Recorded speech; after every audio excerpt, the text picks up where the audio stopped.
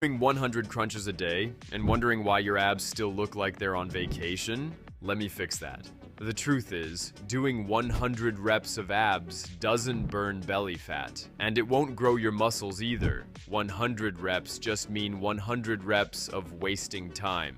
If you want a strong six-pack, then treat your abs like any other muscle.